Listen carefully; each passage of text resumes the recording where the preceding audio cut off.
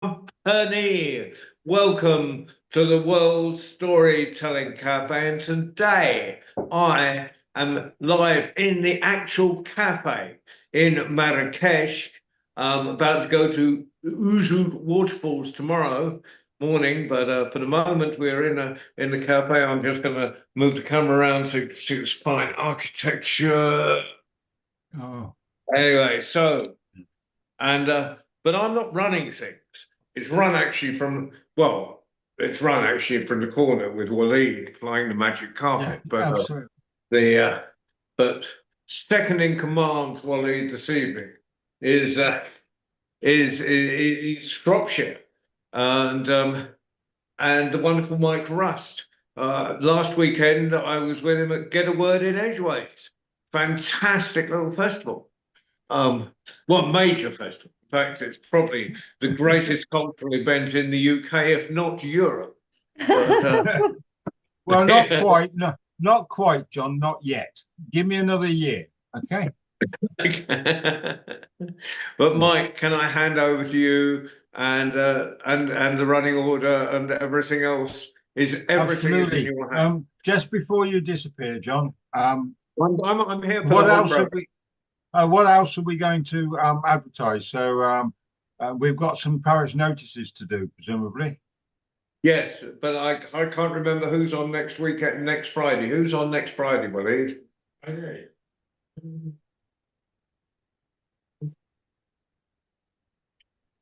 Alex. Oh, we have a totally, well, new, not new to me, but new to the Storytelling Cafe. We've got Alex Ultradish, who was Alex. Cambridge. Oh, right. Okay. You met Alex at Cambridge Folk Festival. Absolutely, I have. Yes. Yeah. So she's next Friday and Saturday, next Saturday, 26th. Unusually a Saturday, we are going to do live from the Storytelling Cafe, my good self, but more importantly, Lucas, who's Cosmo's boy, and his partner Reds or his wife, who are going to do circus and juggling and various physical circus stuff down in the cafe. So we've got a complete show going out live next Saturday, same time, 6 o'clock. And then what's after that? Oh, there's some. No, we're okay. That's fine, isn't it? Oh, the Friday after that is Liz Weir, and then the first, and yeah, in 2 weeks' time is well, you'll never remember all this stuff. Come and see us in 2 weeks, if not before, and then we'll do another set of parish notices after we've done a worldwide story round. And I'm going to stop rattling on because anyone would think I was a storyteller the amount I'm talking. And pass it over to Mike. Mike, all yours. Right, well, welcome here again. I'm sat here in Shropshire. It's not far from sunset. It's a bit of a blustery day. We had a storm, the first storm of the winter's come through the UK today. So there's not many leaves. If the leaves were going to fall, they fell today somewhere, and they didn't land under the tree. They landed about 3 miles down the road, whichever way it was. So if you were playing golf, Keith, earlier, I bet you had a real, whichever way you hit the ball, I bet it was flagging all over the place, wasn't it? Oh, you're on mute. So Staff the course on the windy day. I have enough trouble when it's still. right, so we're going to start off. We'll start off with Keith from Lincolnshire. We'll go to Keith from Wolverhampton. Then we'll go to either John, are you doing one? I suppose you and I are supposed to going to have to do one each tonight. So I'm going to do one, and you're. We're somewhat lacking. If John Marie turned up, or it'll be a boys' club. That's unusual. Maybe someone will join us anyway. Yeah, hopefully. Yeah, absolutely. So we'll go to Keith from Lincolnshire, Keith from Wolverhampton, then we'll go Norman, and then John and I will both do something each. So are you going to do some poems, John, or we'll do a story or something? Okay. So I'm going to do a Moroccan story as I'm sitting in Morocco. Okay, that'll do fine. So, right, if you're not muted, please mute. If you're not, turn your mobile phones off, turn your mobile phone off. And please, Keith from Lincolnshire, where the sun is just setting, if that's a live picture. Yeah. Yeah, anyway, it's good to see everybody again. And oh, it's Norman again. We Norman and I see each other so often these days. So and lots of story around. So it's great to see him again.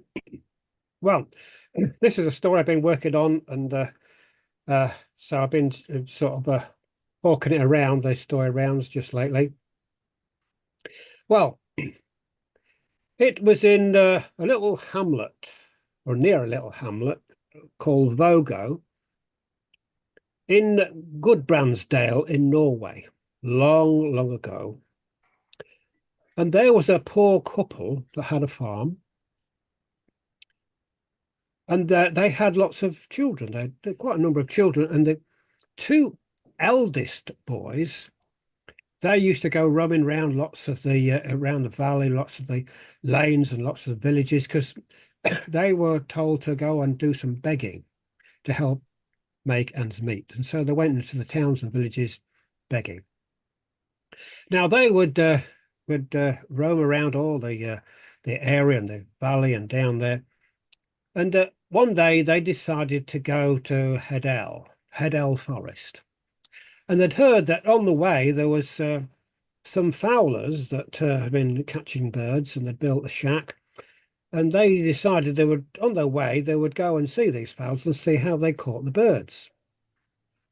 And so they set off one day. It was getting towards the end of the year. All the dairymaids had left for their winter houses, and so they weren't around in the summer. And they set off down the tracks and lanes on the way to the Hedell Forest. And as they tramped along, they went down and they came down a whole cow path and through there, and they realized that they were lost in the forest. And they couldn't even find the shack that the fowlers had built. And so what should they do? And so they decided to, although they were tired and hungry, to settle down for the night. And the older brother of the two had a hatchet. And he cut some wood and they made a fire to keep warm. And they cut down some fern branches and they made themselves a shelter and gathered some heather and some ferns and sort of to make a bed, moss to make a bed. And so they settled down for the night. And they then heard a grunting and a sniffing and a groaning. And the younger brother said to the older brother, well, it's that forest animal. Is that a troll? And then the ground began to shake. And they heard a deep voice saying, I smell the smell of Christian blood. And the two boys knew it was a troll. In fact, there were 3 trolls. And the younger brother said to the older brother, well, what should we do? What should we do? And the older brother said, well, look, you stand under this tree, and when the trolls come along, you run off and they will follow you, and I will follow them with a hatchet. Now, the 3 trolls only had one eye between them. And they had a hole in each of their foreheads, and so they could share the eye. And so they would take it in turns to lead the way using the eye. And so they saw the young boy running off, and the lead troll with his eye followed with the other 2 hanging on behind them. And off they chased. And then the older brother with his hatchet, he cut into the ankle of the last troll. Ah! Shouted the troll. And because they were hanging on to one another, they shook, and the leading troll with the eye dropped the eye. And the 2 brothers, they rushed round and picked up the eye. And the troll said, Give us back our eye. Who has got our eye? But the two brothers just wouldn't surrender it. Give us back our eye, once we'll crush you to stones and sticks. But the two brothers, they had the eye. In fact, the older brother, he held up the eye to his side and said, I have 2 eyes and I have 3 eyes now, and I can see. And it was like daylight. They could see quite clearly. And the trolls, they said, well, give us back our eye. We'll crush you. We'll destroy you. But they couldn't see. And the older brother with the hatchet said, well, I have cut one of your ankle. I will cut the rest of your ankle, and you will not be able to even crawl away. But the trolls, they changed their tune and said, well, we'll give you silver and gold if you return our eye. And the 2 boys thought, oh, that's a, we can maybe do something with that. And the 2 boys said to the trolls, well, bring us a bucket of silver and a bucket of gold and 2 steel bows and arrows. And the trolls agreed to that. And they wanted to send one of the trolls off to get the silver and gold, and said to the boss, well, give us back our eye so the troll can then go and see his way to get the silver and gold. But the boys wouldn't have that. And so one of the trolls shouted out to the mountain and said, old woman, bring us a bucket of silver and a bucket of gold and 2 steel bows. Because there was an old woman that lived with the 3 trolls. And she realized what had happened. And she brought the bucket of silver, the bucket of gold, and the 2 steel bows. And she tried to use magic to trick the boys, but they were very much aware, and they were able to avoid the magic. And the troll said, don't you upset them, they're like wasps, don't do that. And so the woman, she took the bucket of silver, she threw it at the boys, the bucket of gold, and she threw it at the boys, and the 2 steel bows, and she turned and marched off back to the mountain, followed by the 3 trolls. And they say that the trolls were never ever seen again in the Heddle Forest, sniffing for Christian blood.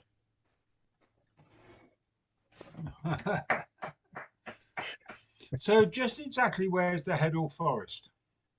Well, it's somewhere in Norway. I'm not sure the geography Norway. of it, but Right, okay. it's somewhere in Norway. But it is a Right. traditional Norwegian story, apparently. Oh, cool. Well done, well done. I love that kind of stuff. Me, Thank absolutely. you. So we're going to go to Keith in Wolverhampton.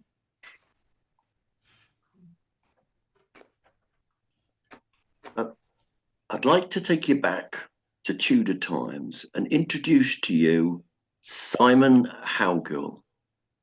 Now, Simon Howgill was a coney-catching, cunning man who preyed on the gullible. And he had many faces. One day a monk, one day a painter, one day a priest. But today, he is a physician. He wore those long leather robes and tall pointed hat of a physician in those times. And he carried a leather bag which clanked, because surgeons often doubled as butchers in those days. And he took an inn in the local room, and he declared to anyone who would listen that he could cure the sleeping sickness, the pestilence, the pox, any ailment that they might name. And he took a room in the back door of the inn, and people would come to him, and he would look at them and listen to their ailments and think of diagnosis and send them to the apothecary, who he had agreed with that the more foul tasting the medicine was, the more people would think it was curing them. But this was not his prey. For on the edge of the town was a hospital. And the hospital was full of people with every illness and disability you can imagine. And the director was at his wit's end, for no one ever seemed to be cured. So when he heard of Simon Howgill in the town, the greatest physician of all, he paid him a visit. And Simon listened as he went through all the different ailments and disabilities, and he nodded knowingly. And then he said to the director, I can cure your patients, but there is a price. Name it, said the director. The price is 100 silver coins, but I will not ask for payment until your patients have left your hospital. And so it was. The next day, Simon was set up in a room in the hospital. And sorry, something popped up on my screen. I've been pissed. And sorry about that. Something popped up on my screen and stopped everything.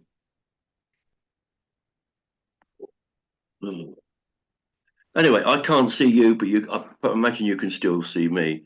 And so next day, I'll start that bit again. Next day, Simon was given a room in the hospital, and the first patient is brought into him, very nervous man who sits down opposite.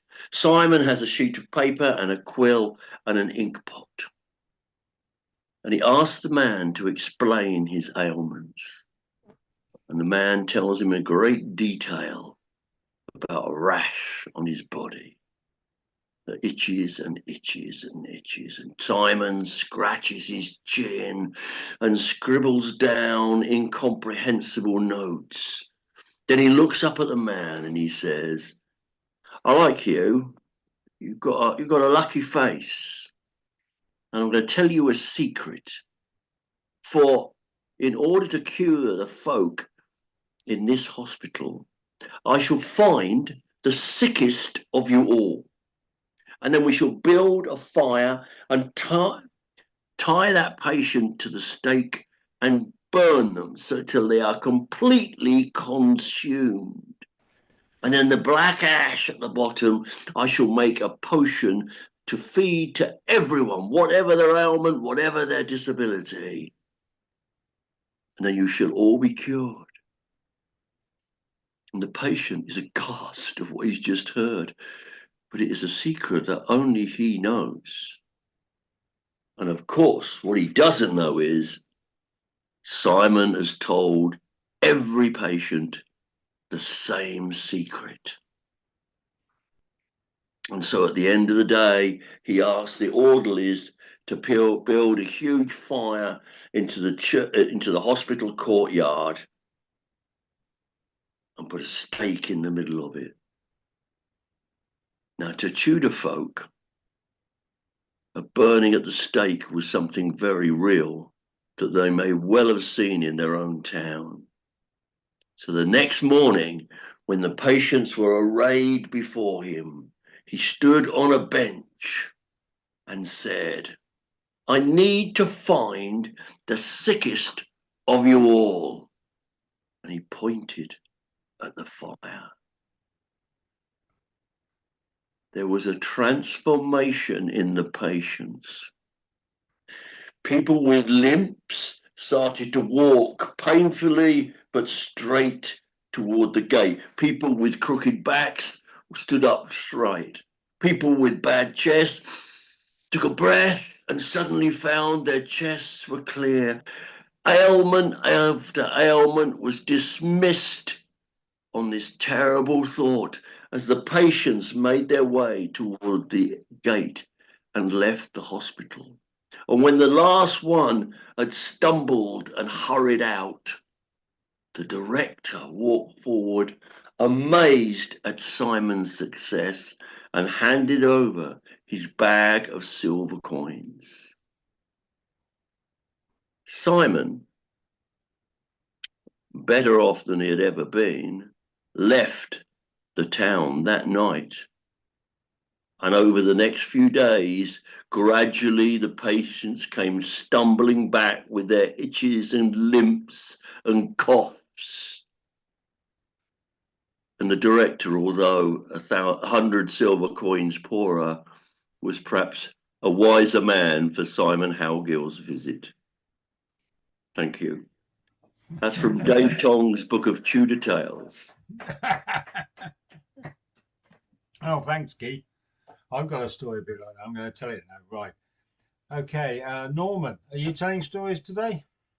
Yeah, I wasn't too sure because it seems like I've heard them myself, but I have a set of tales from the Ottawa Valley, and everyone is as true as the next.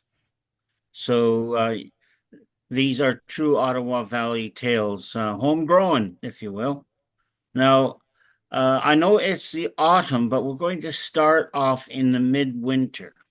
In the Ottawa Valley winter, well, we know how to do winter there. The wind blows cold, the snow falls deep, and most of the time we huddle inside the house, only venturing out to the woodshed to get wood, and down to the well to lower a pail and lift it up with the water. And because you need water for drinking, for cooking, all sorts of things. And you had to be pretty quick. It was a cold winter. And hauling that pail, you had to move it fast because by the time it reached the surface, it already had a skim of ice on it. It was that cold. And so that cold winter went on and on and on and on. But as I said, we knew how to deal with a cold winter. And one of the ways was something called Ottawa Valley tea. In fact, that might be what Mike is drinking right now. It's the sort of thing that puts a thing into your spine and pep in your step. And because you start brewing it in August. And by January, it's just about ready to drink because it's a tea. Now, you don't put any milk in it because the milk just kind of bounces off the surface. In fact, the milk runs away and tries to get back into the cow. That's how strong the Ottawa Valley tea is. Now, I've promised that we do something. Well, yes, the thing was ice fishing. And so even on the coldest of winters, we would get the fish hooks and some bait and a pail and, of course, an axe to chop through the ice. And my brother and I, Robert, we would go down once a week to go ice fishing. And we had a deal, alternate weekday or trips. One would take the tackle and the other one would chop the hole. In this case, it was my turn to carry the axe and the line. So we went slogging through the snow until we came down to a lake of which only we knew about. It was a lake that had lots and lots of fish in it. We knew about that. And so we went down, dug down through the snow to the surface of the ice. And now other people had shacks, but we didn't. We just we didn't want to let people know where our mother load of fish were. So every time we went, we had to dig through the snow and cut through the ice. And so, but this is our first trip too. So we dug down and reached the ice, and Bob took the axe and he began to chop. And it was a beautiful, crisp, cold, clear winter day. The sky was blue and the chips of ice went flying, reflected against the sky. They looked like, well, chips of diamonds. And I thought to myself, if those were real diamonds, we'd be rich. But they were just ice and flying through and flying down. And I watched Bob chop, the ice chips flying through the air, arcing through, looking mighty pretty. And I saw him go down 1 foot. He kept on chopping. He went down 2 feet, he kept on chopping. 3 feet, and he kept on chopping. And went down until it disappeared from sight. And 15 feet straight down, he hit the bottom of the lake. I said, and a voice came from the hole, says, "Excuse me, Norman, but I don't think we're going to get any fish today because the lake is frozen solid." And I leaned over the hole, and there was Bob standing at the bottom of a 15-foot hole. And, well, what do you mean we're not going to get any fish? I said, you missed one on the way down. And sure enough, sticking out of the wall of the ice was a pair of fish lips. Of course, where it's fish lips, it only stands the reason that behind it there's a fish. And so I climbed down, got the hatchet, chopped out a nice bass. And behind that, I saw another fish. And I chopped through to that. And soon I had 2 fish, 3 fish. And then we started tunneling. And we hit the mother lode. And in the mother lode was a huge mass of fish. Now, as the water froze, as the lake froze, the fish had all huddled together to try and keep warm. And those fish weren't very smart because they didn't know that they were cold-blooded. It wouldn't do them a bit of good, but it did us a lot of good. We chopped out all the fish we wanted, and we took them home, and we had a good fish dinner that night. And I got an idea. Hey, Bob, you know what I think we've got back there in the lake? No, what do we have? He says, well, Bob, we've got an honest-to-goodness fish mine. And so we went down to the road to Giesebrecht's store in Petawawa, and we let it be known for a little bit of money that we would take them to a place where they could take all the fish that they wanted. And we started up a very good business. We would follow the pathway down to the lake.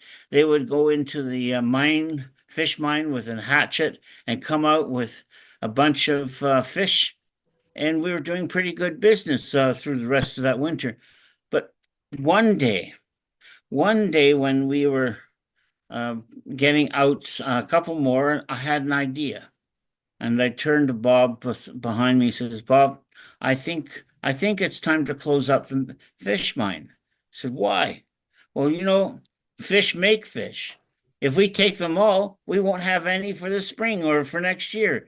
And you see, we were early ecologists and conservationists. And so Bob agreed with me.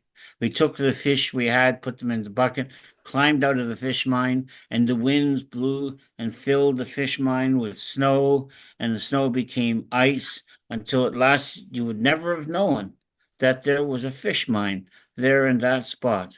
And finally, when long winters was over and spring with the welcome sunshine and warmth came, the snow melted, the ice melted, and the fish, what remained of them, defrosted and went swimming away.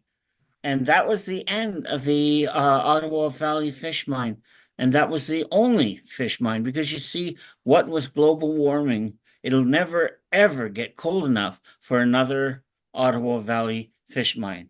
And that's my story I've told to you. And as I said, every word of that story is as true as the next. Well done, Norman. Fair play. I've never heard of a fish mine before. I'll give you that one. That's the first one with me, I must admit. Fair play.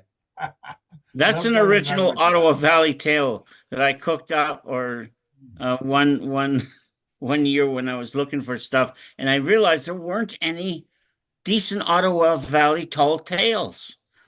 All of them were Paul Bunyan or this, that, and the other thing. I said I had to put my brain to work, and that's what I came up with. There's more, but I'll tell you those in another time. No, fair enough. Nice one. Fair play. Right then. So, John, I think it's down to you and me. So, so if you're going to do one, then I'll do one. Shall I? Sorry. No, you're muted still.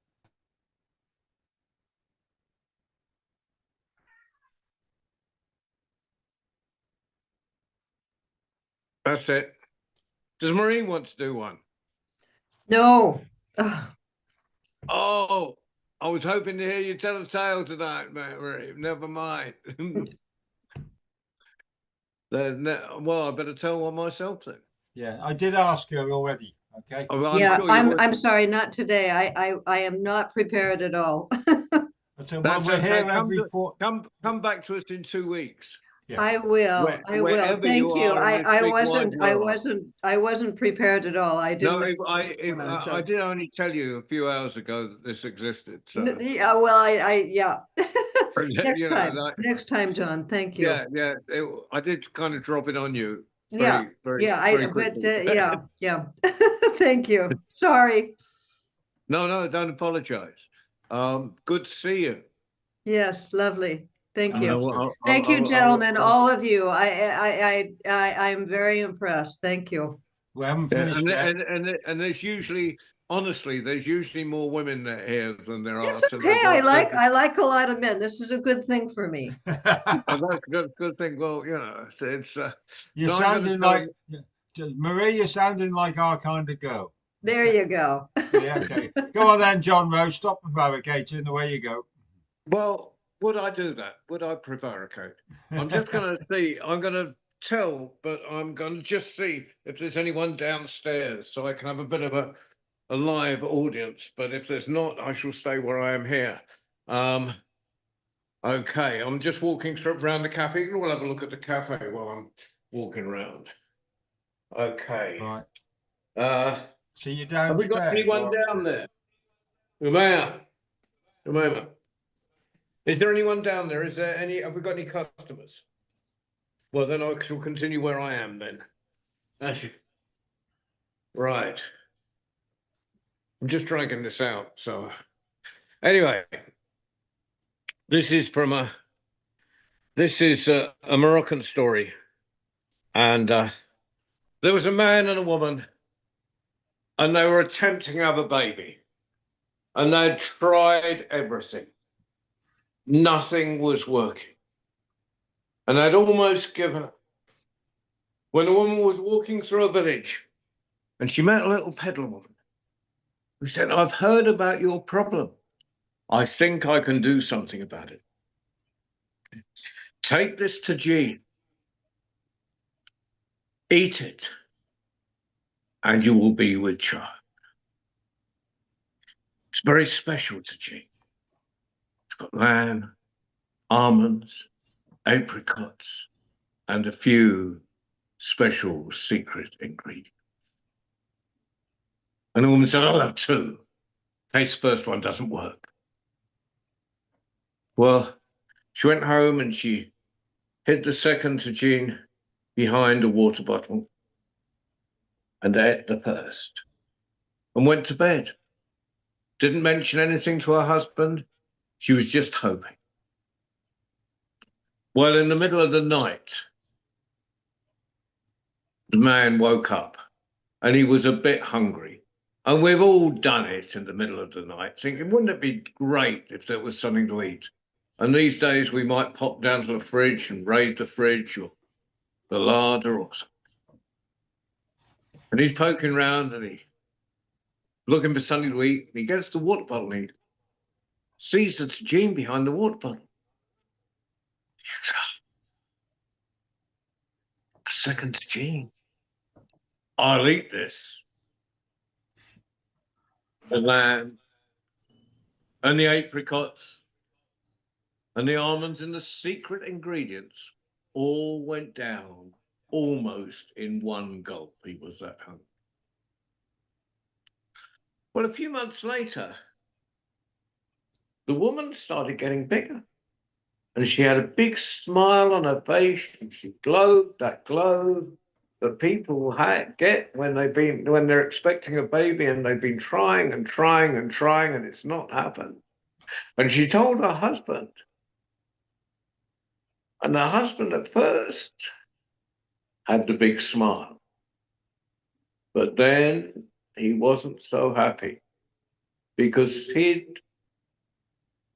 when he was told about the Jean, remembered that he had eaten the second one and he had noticed his leg was getting fatter. Well, it's a Moroccan story, so it's okay. He could wear a jalaba and no one noticed, but time went on and his wife got bigger and bigger and his leg got fatter and fatter and his wife got bigger and bigger and his leg got fatter and fatter until it was time for the babies to be born. And the wife, she had a beautiful baby girl. But the man thought, I will be the laughing stock if my leg starts producing babies. So he went out in the wilderness, and if I'm telling this to children, I give them a choice. Did his leg just pop open, or did he take a knife and cut it open? And children invariably will say, he got a knife and cut it open. Inside was a beautiful baby girl, another baby girl. And the man looked at it, didn't know what to do really, but thought, I can't take this home. I'll be the laughing stock. How can I explain my leg having a baby? And he just left it where it was in the middle of the wilderness. Well, that is not the sort of man. There's no man here that would do that sort of thing. Is there?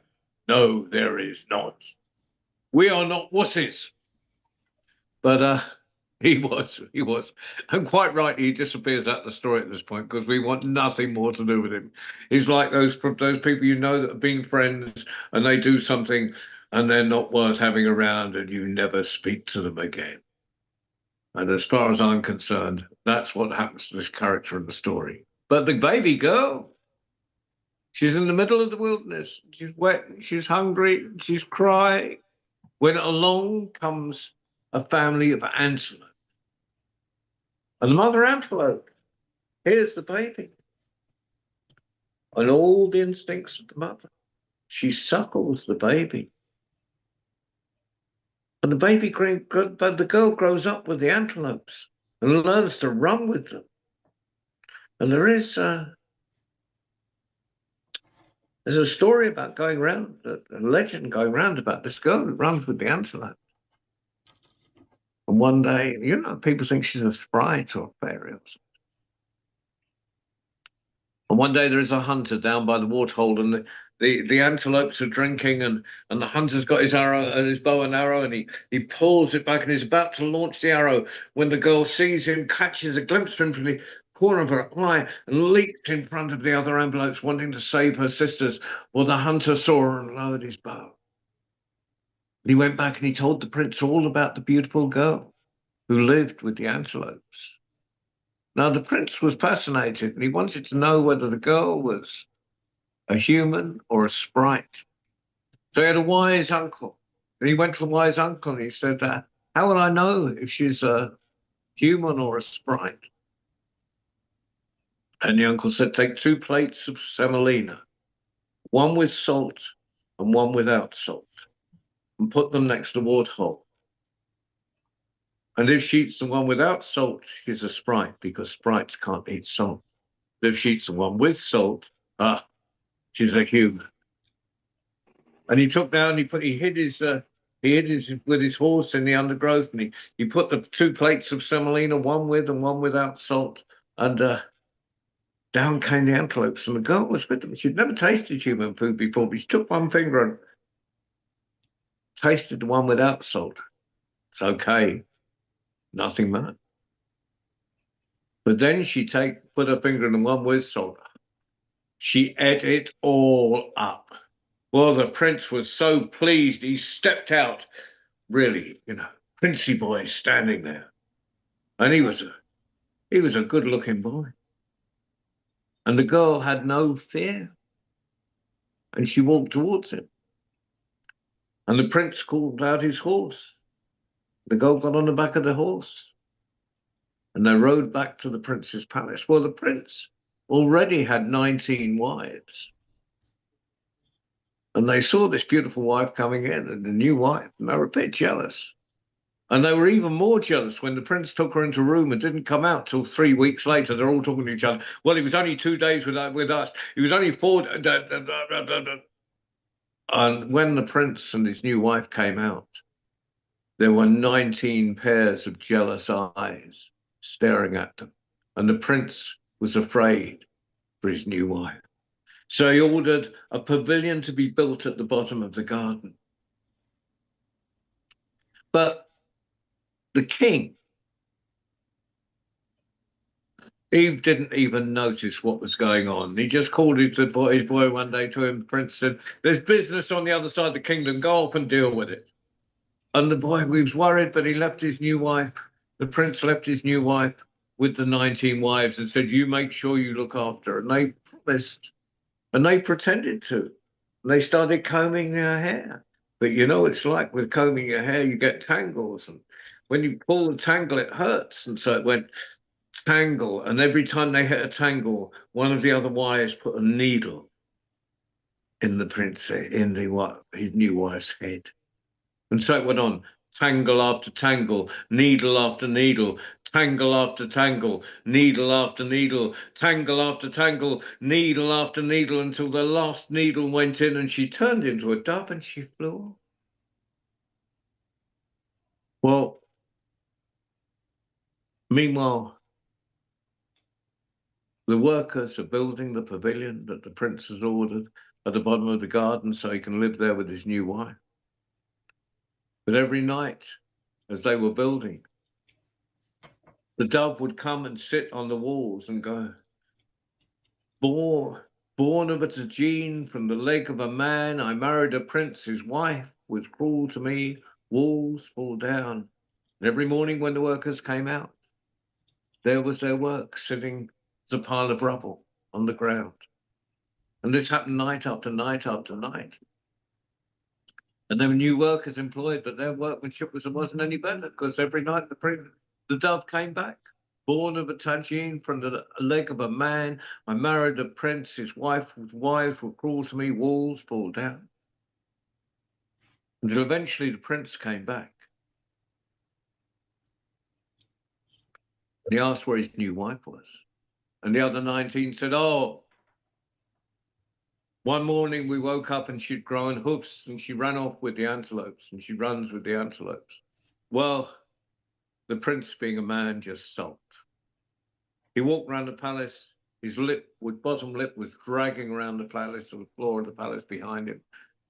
And eventually he went and he sat behind the walls. He didn't even notice them being built and fallen down, all built and fallen down. He just sat there moping,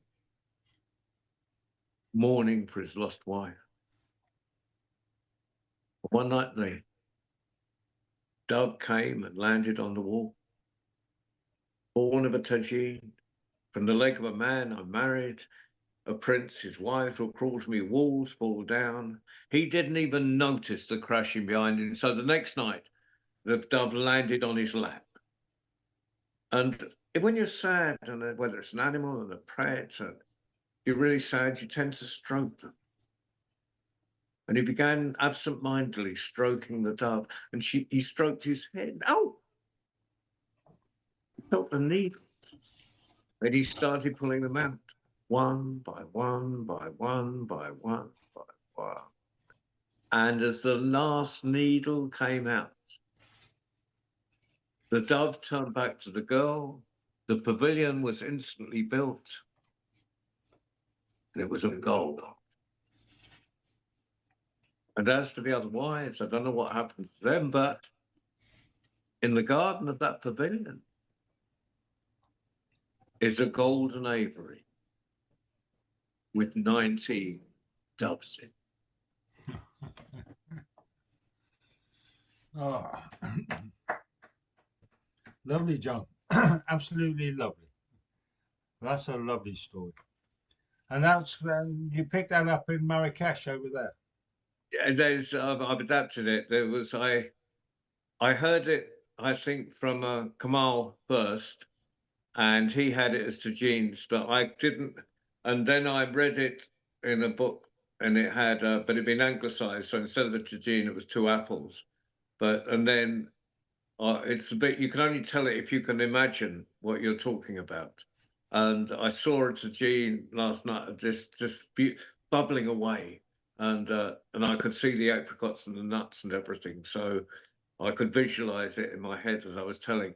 And then I was practicing it today. And then in the way that you adapt stories, because the thing with a lot of stories, traditional stories, is the endings fall a bit flat when you read them or told them or you try to remember. And someone suggested the person I was telling it to, Red, who's going to be doing some of the circus stuff, suggested said I thought it was going to be a golden aviary with the doves in, and I thought that's a brilliant end. So that ending has been added today. So you are the first people to hear it with that ending. All right. Well, I think it was a lovely story and a lovely ending, and I might well nick it myself. Thank Right, you. so one time I was over in Ireland, I was talking to a fella called Eddie Lenihan, and we were sat in Kildare, and he told me this over a pint of Guinness in a pub. Because years and years ago, Michael, he started off by saying, years and years ago, the Earl of Kildare burnt down the cathedral at Carlisle, and they had 100 men round it. They set fire to it and they burnt it to the ground. Some of it was stone and some of it was wood. And the sheriff turned up and he said, "What the hell do you think you're doing?" He said, "I burnt the cathedral to the ground." He said, "Well, the bishop was in it." He said, "That's why I burnt it down." And the sheriff said, "What?" He said, "That's why I burnt it down. The bishop was in it. So I burnt it down." "Huh. Any particular reason?" "Yeah, he insulted the wife of a friend of ours." "Huh," said the sheriff. "Well, stay here and don't go away. You're an earl. I've got to consult the king and find out what we do now, because I can't try you here, and it sounds as if you've just pleaded guilty. So don't go anywhere." So they put him in a hotel. They were going to put him in a prison, but he's an earl. So he went to the hotel and said, "I promised to stay here." And they sent off to London. And this was the time of the 7th Henry, the first of the Henry Tudors. And the message came back, "Well, you can't try an earl in Ireland. He's got to come to the Houses of Parliament in London, and we're going to have to try him there in front of his peers. So will you please escort him back to London?" So they said this to the earl, and the earl said, "Yeah, right." He said, "Fair enough, but I'm an earl. It's going to take a dozen to escort me, and they've all got to be pipers or musicians of some kind. And I want them properly dressed out, and I want them shod properly with boots, so they can walk in front of you. Then there'll be you and me, the sheriff, and then we'll go to London like that. And if you're going to argue about it, you better bring a bigger army than the one I got." And so the sheriff said, "That sounded all right to me." He said, "Not a problem at all." So there's a dozen soldiers, they've all got to be musicians, and then they've got to walk, and we'll escort you to London. He said, "Yeah." He said, "That's how we're going to do it." He said, "Fine." He said, "I can charge it to the king. It's public business. We don't have to pay for it in Ireland. We don't have to pay for it in Cadell. When we get to the House of Parliament, we'll put some chits in. It's called expenses." So that's what they did. Now, I don't know what you fellas think, but in those days, it's 20 miles a day.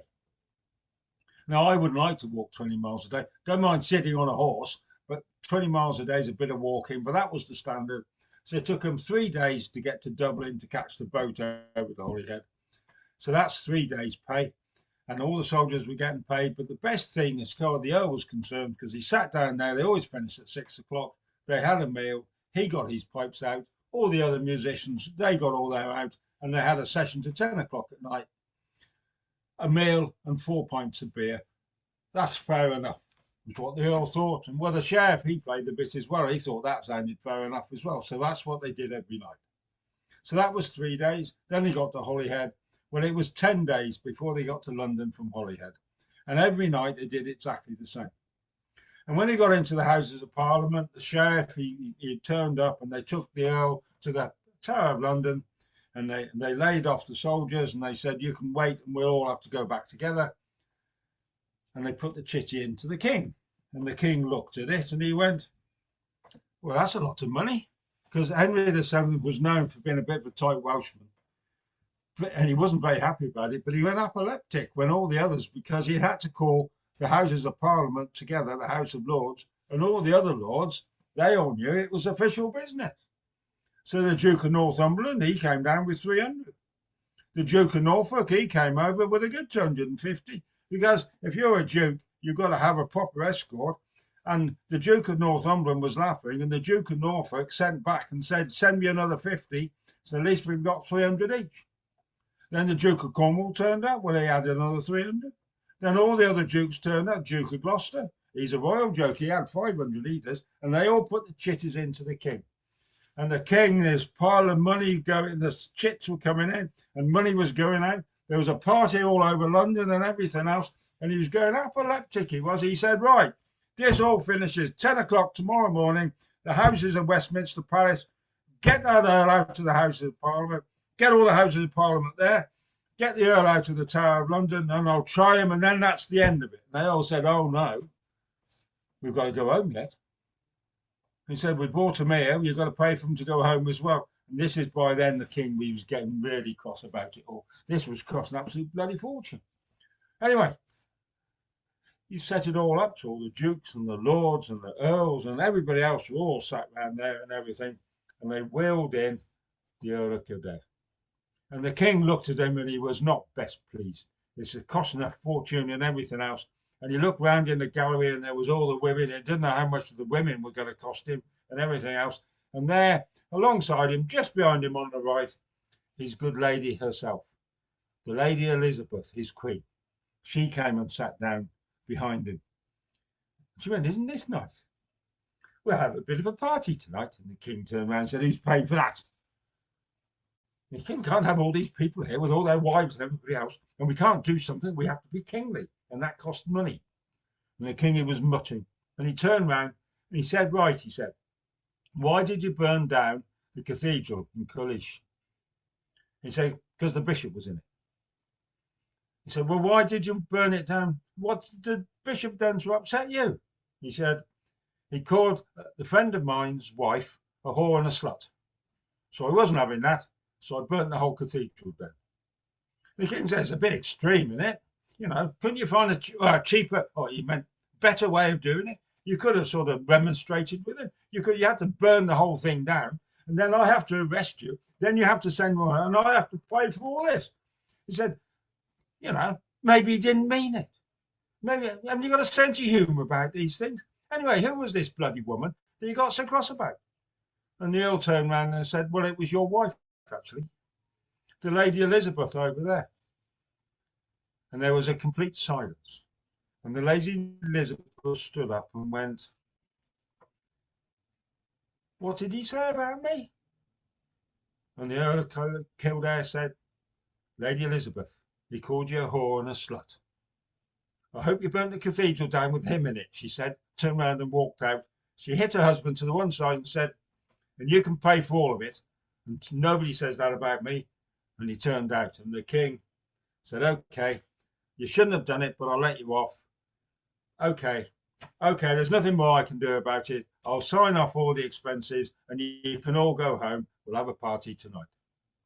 Well, the Earl of Kildare, he sat in the pub 2 days later and he was looking at the Duke of Northumberland. And both played the pipes a bit. And in that pub, it was called the Dog and Pheasant or something like that, right in the city of Westminster, they decided to have a piping competition. Well, the Earl of Kildare had been practicing for about a month. But the Duke of Northumberland, he was pretty good himself.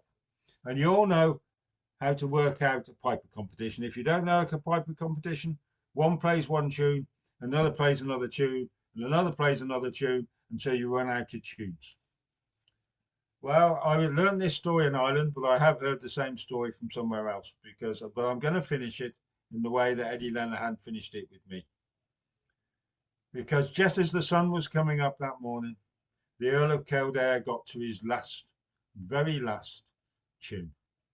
And he played his tune, and the Duke of Northumberland stood up and said, I've got one more.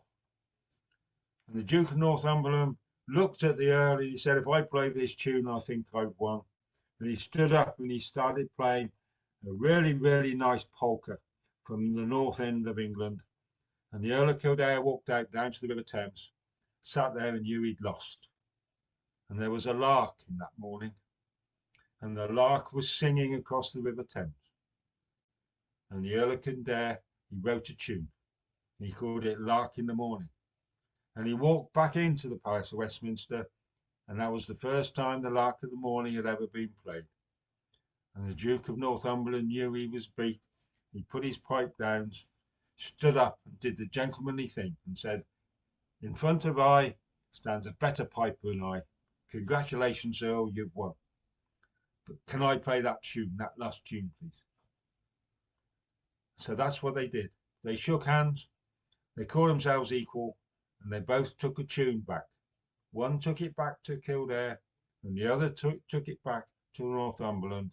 And to this day, all these years later, both of them claimed that it was written by them overlooking the Thames, listening to a lark after a trial in the middle of London.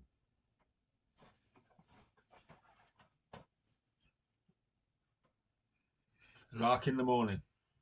It's good. Right. I think we're going to call it. We've been going an hour exactly, and I love doing this. This is brilliant. I have some lovely stories from stories I haven't heard, stories I've heard before, stories that are new stories from Norway, and a new story from me from the Ottawa Valley. Absolutely beautiful. So I will be sitting here in 2 weeks' time at exactly the same time. And John and I will do some work on getting a few more people to come. We'll do some advertising. I'll get Malcolm to put a few words out and things like that. And for those of you, I can see 2 people that were in Much Wenlock. We were just leaving Much Wenlock. I was about this time a week ago. Keith, you went back to Wolverhampton. John, you've travelled all the way to Morocco from Much Wenlock, and it will always be good to be in your company again. So I'm going to say good night to everybody. John, if you could just stay for a second, I'd be really grateful. But good night to everybody. And Mary Lee, please come again in 2 weeks' time. Thanks very much, Mike. Thank you. And Have John. a good night. Yeah, have a good night, Mike. And Bye. next year, Much Wenlock. In Okay. October, yeah, absolutely. You do that. Thank you all. Good night. Bye. Good night from Cambridge. Yeah, good night to Cambridge. Right. Yeah. Thank you, everyone. Yeah. Waleed, if you can take, if I'm talking to Mike, can you take it off record? Oh, yeah, please. Okay. I'm here, Mike. Right, I've got just 2 questions for you, John. Can you find out how many people watch the hybrid thing through the World Storytelling Cafe for me? I will attempt to. If you can, I'd be grateful. A rough figure would do. I just want to know I've got to do some research on some stuff, yeah, on figures for the cafe anyway. So I will try and do that. And if I haven't done that by the time I next speak to you, give me a kick. No, I just want to know if Because it's you're worth filling, I bringing- know what you're doing. You're filling in a report as well. So Well, not really this time, but I would like to know if it's worth bringing Despina back from Greece to do it again next year. yeah, That's all. Because it's always fun. It's always fun. It's always fun to have the spinner anyway. So Well, that's right, but and she's very good at what she does. But I know she likes to come and everything else that way. And can you send me an email with your bank account details on it? I will do that. I'll do that before I go off to the Uzad Falls tomorrow morning. Yeah, because I have not. You've I have lost had a it. look. I haven't had to pay you anything, so I haven't got you on the list of mine. I thought I might have, but I haven't. So. Yeah. Okay. I'll do that. I'll send. If there's money involved, I always send it straight away. If those requests, I fill in straight away. Okay. Cheers, then, Mike. Thank you, Cheers, and mate. thank you for hosting as always. Thank you, Waleed. I should be up to the stairs. See you. Bye.